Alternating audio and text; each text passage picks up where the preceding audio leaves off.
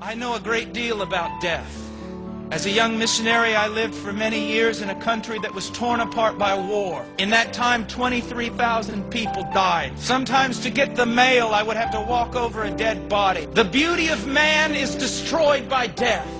The hope of all men destroyed by death. In my family, it has been torn apart by death. My brother was killed when he was 6 years old. My father died in my arms in the middle of a field. And a few years ago, I preached the funeral of my sister. I know much about death, but death is too strong of an enemy to overcome. No matter how much you wrestle him, no matter how much you fight against him, no matter how much you live in self-denial that he is not going to knock on your door, know this, that he is coming for you. And there is nothing you can do about it. As David said, there is but a few steps between me and death. Within just a few years, some of you will be dead. Within 25 years, many more of you will be dead. And with 100 years, not only all of us will be dead, but we will be forgotten. All our hopes will be crushed. Every memory of whatever we have done will be erased. And of all creatures, we are most pitiful, because not only is death coming for us, we know it. You know it, and you know it. You do everything in your power to push it out of your thoughts. But he's coming for you, maybe even this evening. He's coming for your children, and there's nothing you can do. But there is one who has faced death head on.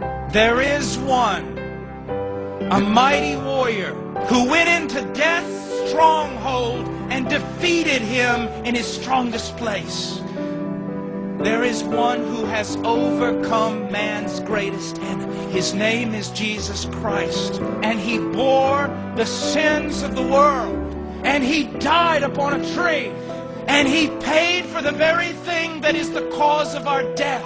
And on the third day, the Father raised him from the dead. And on the third day, the Holy Spirit raised him from the dead. And on the third day, he raised himself from the dead. And now the smallest, weakest believer can look death right in the face and say, "Oh, death, where is your victory? Grave, where is your sting? Sin, where is your power? You who have devoured nations, you will devour no more." You see, the gospel is good news, great news. God is crying out to you about it. Did not Paul the apostle himself say, "I am pleading with you, but it is though God is pleading with you through me"? Why will you live a life that has no meaning? Why will you live a life that literally is going to fall apart? Why will you allow yourself to be swallowed up by death? Why don't you come to Christ? What is holding you? What is this thing that has control of your mind and your heart? Come to Christ. You say, "Oh, it's too good to be true." It is true. You say, "Oh, I'm too great a sinner." You are not greater than the Christ, are you? You do not have more power than his grace, do you? Come to him.